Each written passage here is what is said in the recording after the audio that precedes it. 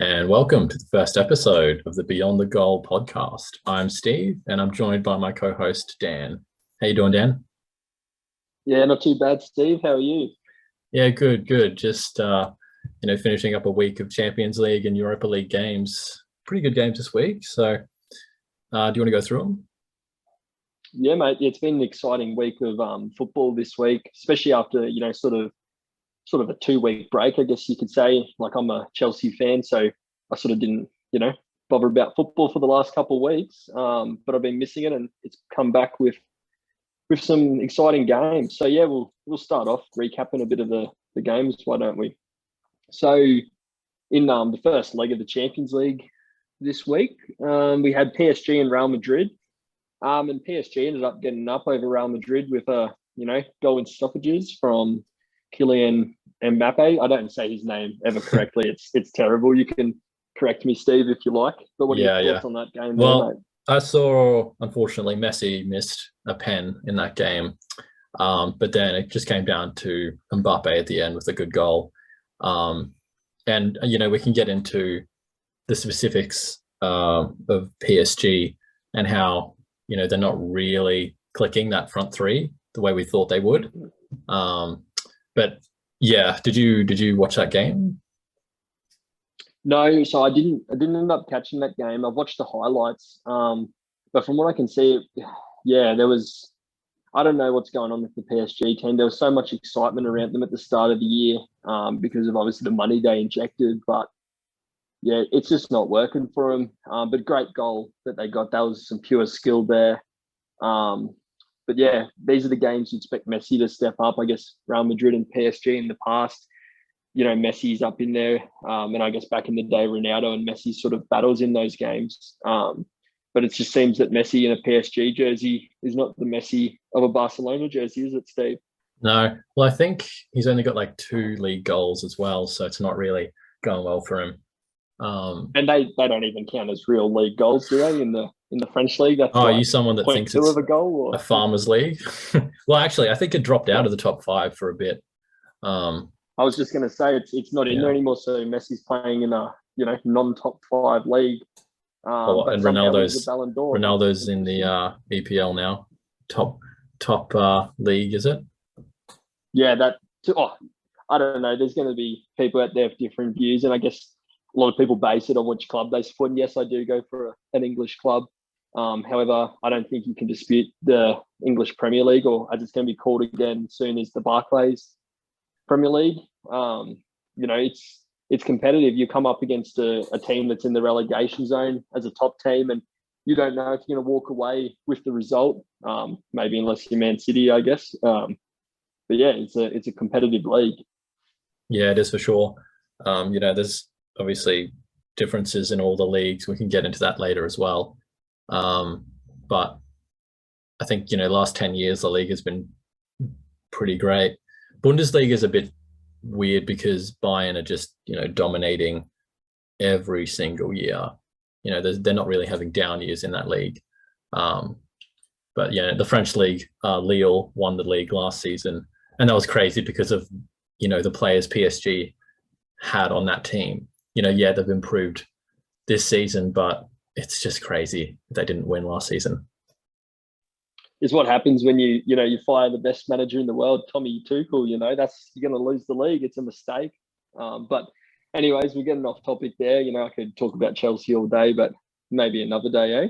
So we'll move on. So the other game that happened sort of at the start of this sort of first leg, I guess, of the round of 16, we had Sporting going up against the team we were just talking about, Man City. Any surprises there with a big 5-0, smashing? Nope. However, Pep really needs to take home a Champions League because he has spent a ridiculous amount of money. And, he's won Premier Leagues, but that team is built for the Champions League. So it's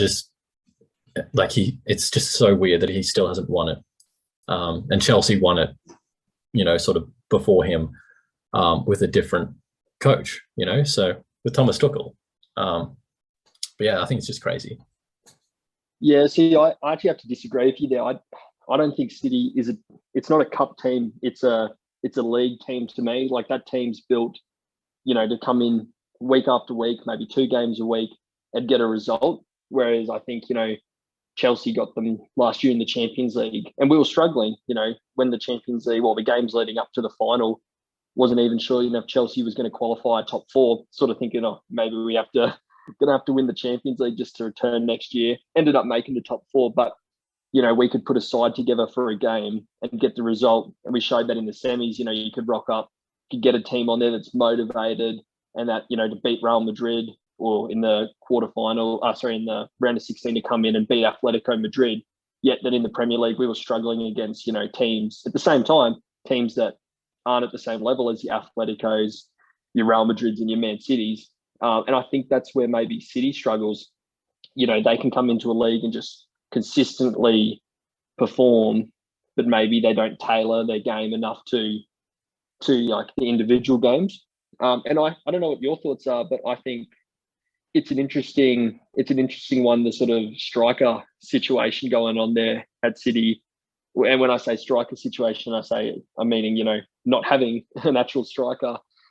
And at different times there last year, they played a game against Chelsea there and they sort of put De Bruyne in the false 9 position. And I thought it was funny when I saw it. I didn't think it was funny when they beat, Chelsea.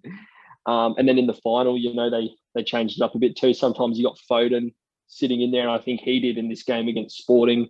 Sometimes Jesus will come on and he is more of a striker, but I don't know. What are your thoughts on that? Do they need to get a proper striker? Yeah, absolutely. Like, I just think their team is like the depth is pretty crazy. Apart from that position, they got Grealish. He's pretty great. Riyad Mahrez and Raheem Sterling. I think it's just, I don't know. They spend so much money on that squad that they need to take home a Champions League because I think it's sort of seen as a bit of a failure. But in terms of striker situation, I think they were linked to Harry Kane for a bit over the summer. I think, how much were they offering? Do you know? Yes, I think that's where the issue started. There was talks of big money. There was talks of, in excess of maybe 100 million euros there for, pounds for Kane. And I'm not sure if it was that, Spurs wanting more. They were trying to hold it. And I thought that Kane was on his way out. And I think we saw at the start of the season, he was quite unhappy that he didn't leave and his performances were dreadful. But I think City, that City sort of got punished in the past couple of days by, not getting Kane because Kane put on an absolute performance against them in the Premier League.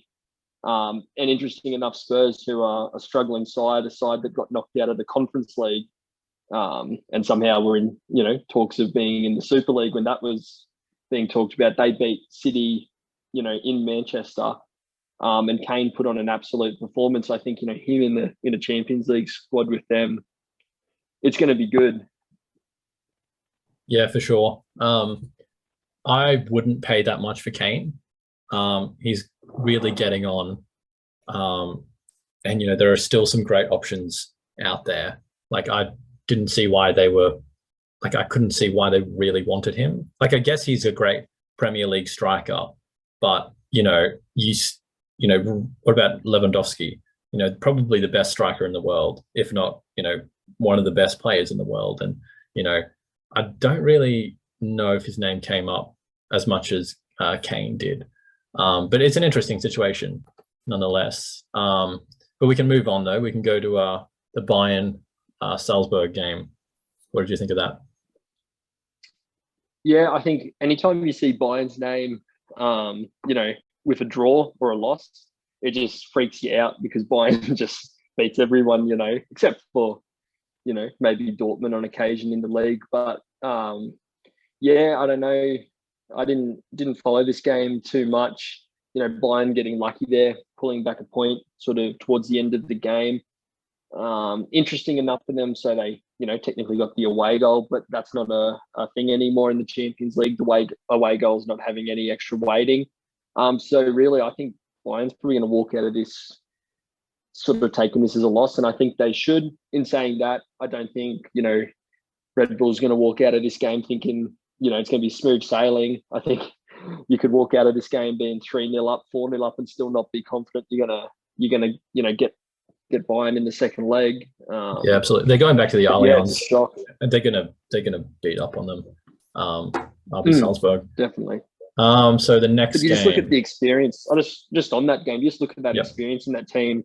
Maybe when we were just talking about, your Harry Kane there, he hasn't played much Champions League football for one of the supposed best strikers in the world. But then you look at this team here, and your Lewandowski's. I said that name wrong, pronunciation today, just terrible. But yeah, even your Muller, he's been around there for a while. He was back there, 10 years ago playing Champions League football in finals and winning them. I can't stand Muller. Just such experience in the. Yeah, well, he's been in the news lately for some interesting things with his wife and a horse. So, might not have to stand in for much longer. That might pull him out of the footballing world. I don't know. Look, I just remember those games back in 2013-14 when they beat Barca 7-0 on aggregate. I just couldn't stand the sight of him because of that. I was just terrible flashbacks. But anyway, we won't get into that game. We'll move on to the Inter and Liverpool game. 2-0 to Liverpool. What did you think? Yeah, so I never like Liverpool getting a win in any form of it unless it is against Man City, because that's probably one of the only teams I like less than Liverpool. But you can't deny what Klopp's done at Liverpool. They're a strong team. Salah is in crazy form and has been for the last few years. And I think, one of the best players in the world at the moment. Just a great team there. Jota has been a great addition to Liverpool's attack, in the absence of Firmino's out and stuff at the moment. So they're really not lacking. Just a great team, just a solid team. Yeah, what are your thoughts on that one? Yeah, no, Liverpool, I don't know, Jurgen Klopp's just such a great manager. I loved him at Dortmund. Same as, I loved Thomas Tuchel at Dortmund too. I think they let him go way too early. But I think Jurgen in Dortmund was sort of just, it was sort of fizzling out. He'd done all he could, sort of like Diego Simeone with Atleti. He's done some great things. He's really rebuilt that team and that club, and they're among the elite in Spain now. But I don't know. He's also starting to sort of burn out a little bit. But anyway, Atleti is a team that confuses me at the moment. I don't know what they're trying to achieve or what their sort of play is. But yeah, you're 100% right. But yeah, that Liverpool game, 2-0. It's just I didn't watch that game, but it seems like it would have been a bit of a. It seemed like it was a bit of a tight game from just looking at these statistics, but yeah, I could be wrong. Yeah, I just want to get your opinion too while we got you. So I can't answer this one because I'm going to be biased. But what's your thoughts? Who's a better right back? Trent Alexander-Arnold or my boy Reece James? Who you got? Who you picking? I don't know. Trent's pretty decent, so you answer. I know. I'm gonna obviously go for Reece James. I just think he's an insane athlete. He's so young, yet he's got so much character about him and such a great defender. But what he brings in attack. But I guess the way you got to think about it is, for you, I know you support Brazil. In the international stuff, you're rocking up against England in the World Cup final.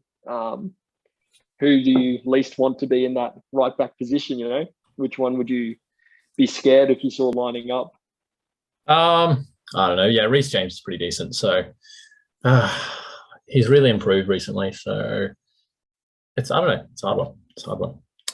They're pretty equal to me, to be honest. Perfect sitting. I don't really sitting on the fence example there. Well, to be fair, I don't really watch much Premier League, so I'm more of a La Liga guy.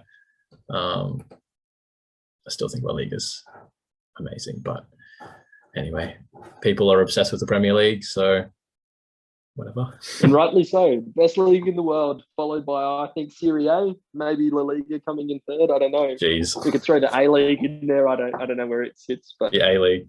Yeah, have you watched any A-League at all, or not really? No, I haven't watched too much. There's been some amazing goals. I've seen just highlights of. I want to get around it a bit more, but just there's so much soccer to watch at the moment. finding the time to be able to fit it all in, especially with the the hours that you're watching it. But Yeah, sure. We'll see how we go. But moving on in the Champions League, then we do move to the best club in the world, the current holders of the Champions League title, the only club in the world to hold the Champions League and Europa League title at the same time. And just one more thing, just the FIFA Club World Cup, champions of the world, Chelsea versus. Well, that's a topic that we can get into because no one really cares about the Champions League. Oh, sorry, not the Champions League, the FIFA Club World Cup. League, okay. As I was saying last night to you, people don't care if you win the FIFA Club World Cup, but they care if you lose it. It's sort of a nothing tournament for people, but you have to win it if you're the European team. And I do remember when the Corinthians beat Chelsea back in, what was it, 2012? Oh, was it the year? Yeah. I remember giving you a lot of shit for that, but yeah, you deserved it. So, but I was the American, South American, your North American teams, or basically all the teams that make it through to the FIFA Club World Cup. So all your sort of teams from all the different sort of Champions Leagues from around the globe. It's a big competition. It's a serious competition. They take it with a lot of pride. And even in the final there was hardly any Chelsea supporters there, but there was supporters everywhere for, I can't actually remember the club that we played. That's terrible. But they had supporters everywhere in the stadium that had travelled from, all across the globe. But yes, Champions League is what we're talking about now. So then versus, is it Lille, how you pronounce this opponent, or Lille? Lille. Yeah. You're the pronunciation man. The champions of France. They lost 2-0 to Chelsea. So, not great. I don't think they're actually doing very well in Ligue 1 anymore. Let me just pull that table up quickly. Where are they on this table? Well, it's hard when you don't invest, millions of dollars. Oh, they're sitting in France. They're sitting 11th in the table. So you just beat an average team in France from a farmers league, as you said.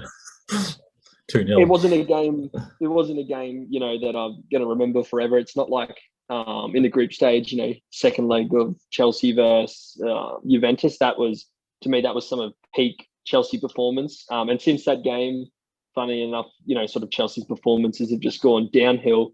But there's a lot of positives to take out of the game. So I don't think it's any secret we're having some issues with a certain centre forward that cost us a lot of money. You know what? I still remember telling you that you guys messed that up. I remember saying that you guys should have got Lewandowski instead, and you said no. And there was talk of that, but it's hard, when I was younger, I was a big fan of Lukaku. And when we sold him, I was, quite upset. And he went to Everton and he did great things. United was a bit patchy, but what he did at Inter Milan was great. And I didn't think he was the right signing for us, just because to me, he's got a very similar game to Tammy. And then we sold Tammy because we didn't like how Tammy fit in the team. Like, he did nothing wrong. And then spent all that money on Lukaku, who didn't seem to fit. But I was still excited. He's a great player and someone, I've admired for many years now. But yeah, there were some positives in this game in the Champions League for Chelsea. So we benched Lukaku, started with Havertz in the middle. So sort of like a bit of a Man City sort of thing there, a bit of a false nine. But remembering he did score the winning goal playing that position in the Champions League final. Hakim Ziyech out on the right, and Christian Pulisic, who I'm a huge fan of, who's been in bad form, hasn't been getting many minutes and has been playing sort of as a wing back for us. He got a start. And yeah, Super Kai Havertz getting a goal pretty early on, and Pulisic picking up a goal too. And an absolutely amazing performance. Yeah, it's the best our attack's looked, I think, for many games now. Yeah. Can I just say though, like with Havertz, the fans are pretty happy with him playing in that position, aren't they? Yeah, definitely. Everything I know, we definitely are. And when he first came into the position last year, because we were struggling, Timo Werner sort of lost form. I don't think Tuchel's was a fan of Tammy. I personally liked Giroud, but that didn't fit every game. So when he first came in that position, I think there was a few people thinking sort of what's going on here, because Havertz struggled when he came in last year. Purchased him for, £80 million, crazy fee, and he sort of was struggling because we were playing him out of position. So I don't think people were too happy initially when he was, again, playing out of position in that centre. Sort of didn't know if there'd be a proper focal point up front. But he performed well, and he always did. He didn't, score crazy amounts of goals, but his work rates are insane. There's always options when he's around, and we just look better. And I guess what he did in the Champions League final, and he carried it over a bit into the preseason, playing in that position. Personally, I thought, whilst I was happy that we bought Lukaku and I was excited, I thought, Havertz was a good option out in there. Could have kept Tammy or Drew as an option, as well as Werner, and invested that money in buying maybe a Declan Rice as a long-term replacement for, N'Golo Kante, who no one's going to replace perfectly. But yeah, that's where my head is at with that. Kante's insane. One of the best midfielders in the world. Insane work rate. But anyway, let's move on to the next game, the Villarreal Juventus game. 1-1 draw. What did you think? Yeah, bit of a letdown there again, isn't it? Hey? But Juventus getting on the score sheet early, which I don't know. I was excited, thinking we were going to see a big score there. Was that what you were thinking as well? Yeah, kind of. I thought it'd be, a high-scoring game, but it is what it is for now. You never know with this next game and the return leg coming up. But yeah, we'll see what happens there. I think the biggest thing I wanted to talk about was the Atleti Manchester United game. What did you think of that one?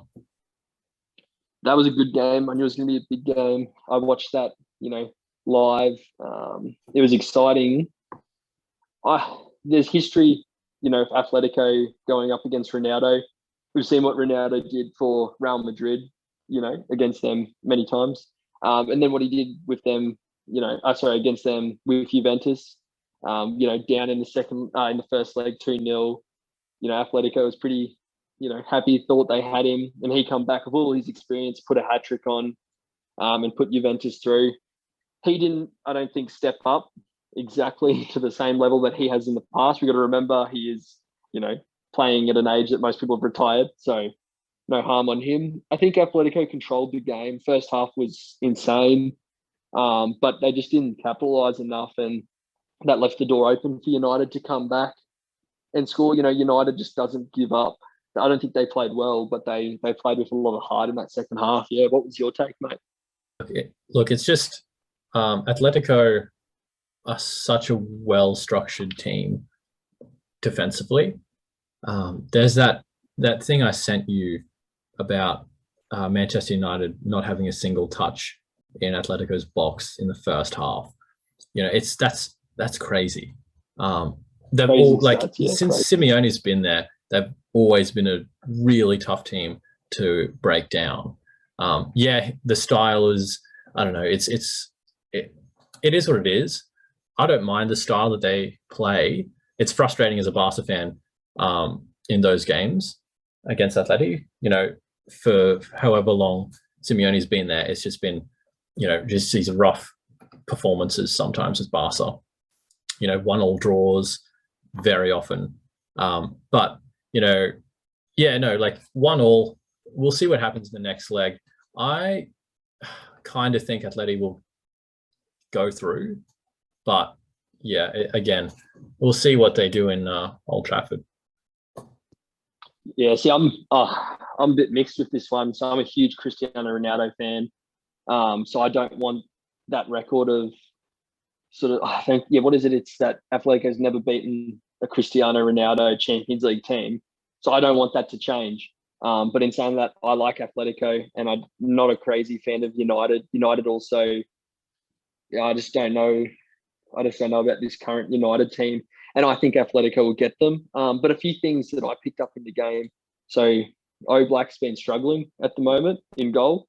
So I think there should have been, there wasn't probably enough chances, but there needed to just be shots, take some shots from distance, just get him a bit nervous. He's going to be nervous coming into this game. He's been struggling for form coming into it. You've got Ronaldo's there, and regardless where Ronaldo's playing, just the fact that Ronaldo can just put goals on you and has in the past so many times, that should give you some form of, nerves or whatever. I would have liked to see them, strike some balls from distance, just make him nervous, there could be some fumbles. I also think that Jesse Lingard should have been injected into this game earlier. Like, obviously, he come in very late, so he wasn't really going to have an effect. It was just to, maybe kill some time up. But I think he could have brought something good. Sancho's been, I don't know what's happened there. This year all the big signings have just underperformed. And in Atletico's team, you had Griezmann on the bench, understandably, because Griezmann isn't Griezmann of old. But he come on, and I think the few little things, he had a shot that hit the upright. He could have injected something for them there in the second half when the tides were changing.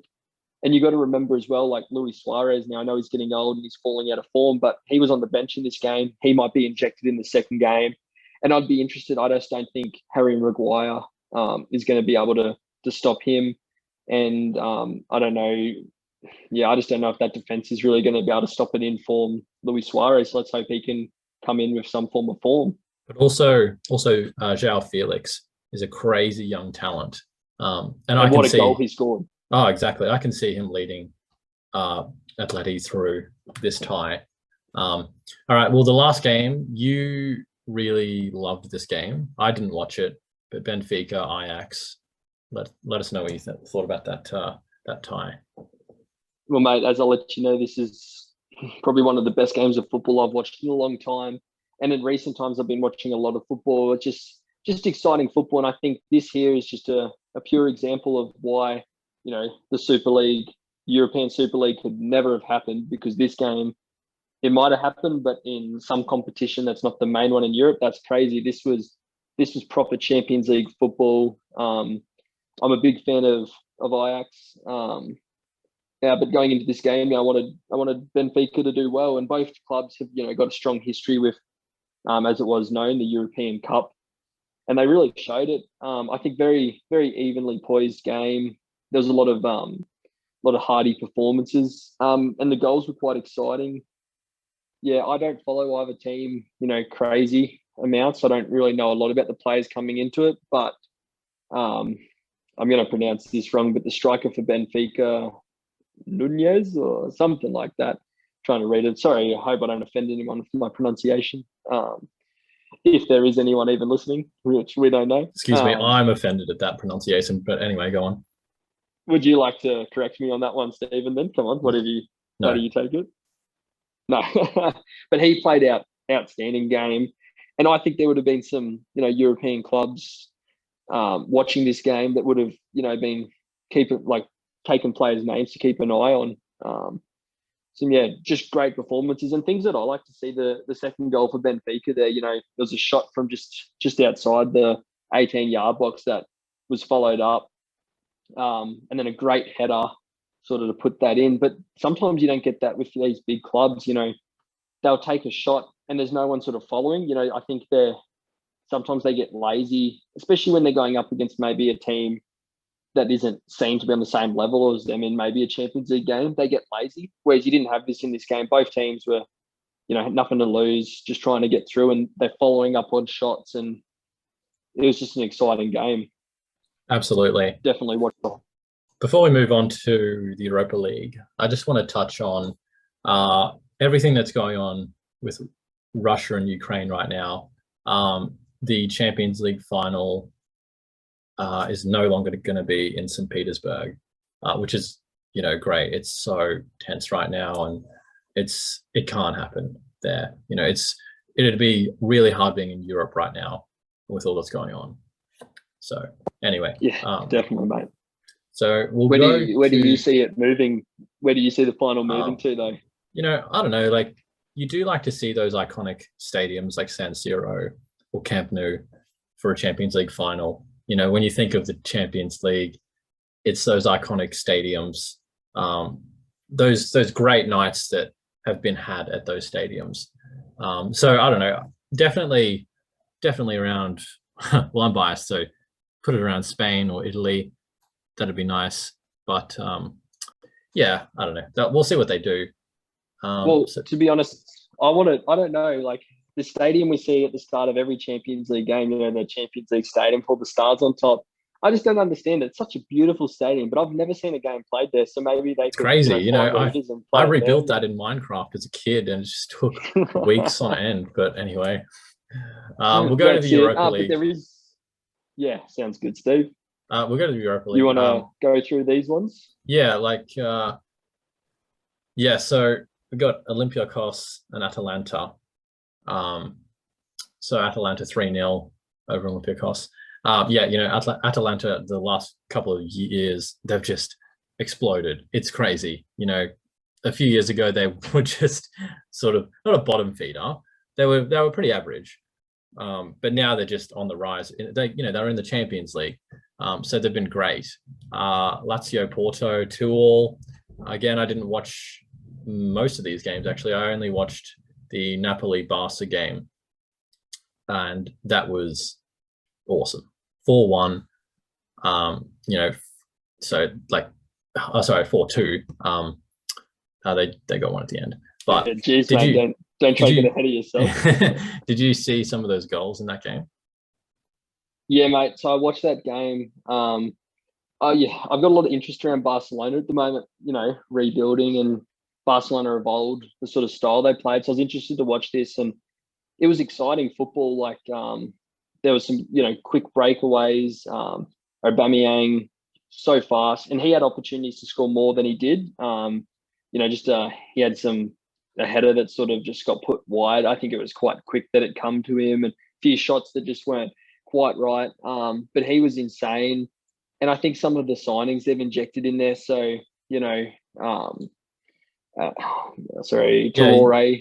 he's absolutely insane. His pace. And it's crazy because he wasn't even getting starts for Wolves, which, okay, maybe had fallen out of form. And he's come into this league, into La Liga and into Barcelona, and playing against Napoli. They're a Serie A team. They're a slower team. They play in a slower league. I think all of that suits him a lot better. And he absolutely destroyed, Torres as well. He played amazing. But the highlight of those goals, your defenders and your experienced defenders, Gerard Piqué, that was a beautiful strike. And Jordi Alba, just chasing down there, he's getting on, but he put in an effort. He got down there and just such a calm finish, just slotted it in the goal. It was just beautiful to watch. It looks like a prime Barcelona in a different Barcelona, if that makes sense. Yeah, absolutely. I do think Barca won that January transfer window with some of those signings. Aubameyang's, we needed a striker. We didn't, Memphis is not really the answer. And Adama Traore, he was a La Masia player. He knows Barcelona and he fits Xavi's system. And can I just say, Xavi, I think, is the perfect man for this transition period. He understands the club and the culture, which is so important. And, we're slowly seeing these results. The last few weeks have been scoring. They put 4 up against Valencia the other day. And I just think they're starting to come into their own. Frankie de Jong's coming back. And what a strike this morning from him. That was he crazy. Just picked the spot beautifully. Well, yeah. I think Xavi's he understands what this guy can do in that position. And Pedri is unbelievable. He's one of the best young players in the world, actually the best. So it's great to see them slowly getting back. Yes, they're in the Europa League, but it is what it is. I would rather see them in the Europa League than getting thumped in the round of 16 in the Champions League, because that's happened so often. The last few years. You don't want to see that again. Well, I don't want to see that again, but anyway, definitely not. But it looked more like a Barcelona squad. Like, no offense, but when I watched the game there, I don't know, a while back, and you've got Luke De Jong sort of in the middle there, and I looked at it, and no offense to the bloke, great bloke, but that's not Barcelona. Like, what is he doing running around there? And Braithwaite, it was just all up in the air, and sort of they've had some bad luck with the strikers they've bought. I do think that it's sort of what was I just going comes to back say to there? the president. It was Mendem. Yeah, it just comes back to the president, how terrible he was running the club into the ground, and then Laporta coming in as the new president and sort of just trying to get things back on track, because some of the signings they made over the years, I just couldn't stand. That Neymar money from that transfer was used for Dembele. Yeah, fair enough. I thought he was a great player. But Griezmann, I never liked that transfer. I didn't think he fit the Didn't make system. sense. It didn't make sense for the system they were playing. But you see now Xavi bringing in players that really fit that scheme. Adama is a pure winger. He sits out wide, up and down the flanks, puts in crosses, and if I had to describe him with one word out of these last few games, I would just say effective, because he's been, putting in these crosses and really just giving defenses something to think about before the game, during the game as well, obviously.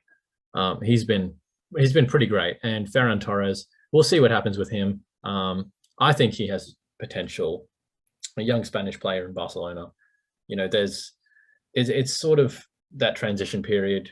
We're gonna see PK go out probably soon. Busquets, Busquets is pretty great still, but I don't think he's got too many years left. He'll probably go out in a few years, and I just think these young midfielders and players are just perfect for this transition period. Oh, definitely. To be honest, I don't know the exacts on this, but I'm going to assume that Ter Stegen's on decent money. And I was looking at it this morning, and the sort of squad you've got, you've got a lot of young players and some promise, and some players, that have sacrificed money to come to Barcelona to help them rebuild and maybe to fulfill a dream of theirs. But I think you need to, probably got a shed of Ter Stegen. I think that's going to clear up money. I think you could also sell him for decent money. And he's a great goalkeeper. There's no question about it. But I'm just looking at the squad. I think this is going to sound bad, but he's too good for the squad. I think you sell him, you get that money. You can get decent replacements, even someone young. Like Donnarumma was free, last transfer window. Imagine if you picked him up, but he's gone to PSG to sit on the bench, as you do. But you could use that money to maybe, settle your club. You don't even have to buy someone with it. You keep that money. And then when there might be an opportunity for a young player, like let's say Mason Mount come up on the market. Now he's not going to, but then you could invest in him, when an opportunity comes, or, Foden or someone like that long term. But yeah, it's just, it looked good this morning. I think Aubameyang, I was shocked when you bought him. I think he's purchased a lot of strikers in this rebuild period, and a lot of them haven't worked. And I just thought that was going to go down as another one of that. But he seemed to, be reborn. He got a hat trick there in the last game with the third goal, not being counted to him till 2 hours after the game. But it's weird, that rule, he didn't strike it. It just came off his back or whatever. But anyway, it was awarded to him. I just think the defense needs a bit of work still. We've got Araujo, the young the centre back. He's awesome. And it's great to see these La Masia players playing, because it feels like, Barcelona of Guardiola's era. But you want Xavi to stay, obviously, longer than Guardiola did. You want longer than 4 seasons. And it seems like he's putting in a great system for these players, getting the guys that will actually fit the system. So many times we see, big transfers come into your team, and it just doesn't work. You're spending tens of millions on this player, yet for some reason then just not like a scheme fit, or there's just something wrong. And it just comes down to the coaching staff as well. But it's fair to say, so Barcelona's team, sort of talking 10 years ago, or for a solid period there, it was just amazing. And I think, though, when you sort of started having players getting old and a few sort of moving on, like Iniesta, and when Xavi and all them sort of, getting towards the end and they were moving on, I think it's fair to say Barcelona just started looking at, okay, who's the best player in the world right now? Who's someone that's really good? Let's just buy him. And that's what you saw, like Griezmann. There was no room for Griezmann, but you purchased him because he was really good at the moment. And maybe to get him, he was playing in La Liga as well, get him out of your competition. Coutinho, I don't think there was any room for Coutinho, but, buy him too. And Coutinho was a funny one, because you purchased him, paid all that money to Liverpool. He come in, had a bad season. You loaned him out to Bayern. Now, so then in that year there, Bayern knocked Barcelona out of the Champions League, and then Bayern went on to win the Champions League. So then what ends up happening is you know how there's usually clauses in your transfers that if you win a trophy or a major trophy, you've got to pay more money to the club you purchased them from within a certain period of time. So Bayern knocks out Barcelona with Coutinho putting on a couple goals. I think he scored 2 in that big win Bayern had over Barcelona. Bayern go on to win the Champions League. So then Barcelona had to pay, I think it was an extra £20 million, somewhere around there, to Liverpool because Coutinho, who had only been signed less than 2 years prior to that, won a major trophy. So what a slap in the face that was to Barcelona. That's just bad business, just terrible business. Yes, thank you for bringing that up. I lose sleep over that every night, and it's terrible. But anyway, yeah, I think they're just moving in the right direction right now. Really happy with where they're at, and who knows, they might win the Europa League. But they're sneaking back into the top 4, which is really important. And you know, Real Madrid's currently winning the league, Sevilla and Real Betis as well, in second and third. So it's closing in. They're closing in on Betis, but they've been winning games recently. So it'll be interesting to see what happens in La Liga. A few games left. Well, not a few. It's just over halfway through the season. But yeah, did you want to get into anything else? You had something about Conte on the agenda. Yeah, I just thought we could quickly touch on. Now, I know another game's happening between there in the Premier League, but just Tottenham, you know, having a rough run, and Conte's come into a pretty crap team, and I think a bit more of a challenge than he would have assumed it was going to be. But they got that great win over Man City that we touched on a tad ago, just with the Harry Kane performance. So 3-2 over Man City, scored in sort of extra time to get the win. It was crazy, great game. But then lose 1-0 to Burnley. What's going to happen with Conte? Do you think he's going to stick around for more? Is there going to be any other jobs up for grabs? Because that's the other thing when a big manager sort of moves on, there's got to be a job to go to. But we've seen what Xavi, we're just talking about Xavi, what he's doing with Barcelona. Is Conte going to have the ability to do that with Tottenham, or the want to do that? Or is Tottenham even capable of doing that? Well, I think Conte is a different type of manager. He's sort of a manager that needs a good team. He won't be there for a rebuild. He's not going to do that. Whereas Xavi's obviously in a different situation. He's trying to build from the ground up. But Conte, yeah, I don't know if he's going to stick around. I didn't think it was something he would want to do, like go to Tottenham. I know they're one of the biggest clubs in England, but look, I just don't see him wanting to continue there. What are your thoughts on it, though? Yeah, I don't know. I think, they didn't even win the Conference League. And I know it's not all about winning and stuff. I just think he's too big of a manager for even playing in the Conference League. I don't know. Like, I think he'll stick around another year. I don't think he's going to go to a club and leave after that's going to look bad on him. He's a Champions League manager, though. That he is. He's a big time coach, and I was very surprised that they landed him. I was shocked too. If it looks like there's another job that's going to be coming up, like just say let's say it doesn't work out at United for their new manager, or if there's another big job that's sort of looking rocky, you might see him try to get out of his position. But at the moment, I just don't know what other big clubs would be looking for a manager, at the end of this year. So I reckon he'll stick around. But maybe about sticking around. Maybe before we end this, but would he go back to Serie A? He was great in Serie A from when he coached there, and he's Italian. Yeah, well, I don't know. Did they let him go? Did he leave by choice, or? There's a bit of some stuff happened at Inter. I don't think he got on with the the higher ups. It was something to do with like transfers, and they didn't want to go in that direction. Then Lukaku was gone with Chelsea. So anyway, we might wrap up here. Yeah, that's it. We might do a Conte of a few years' time and get out of here. Oh my God.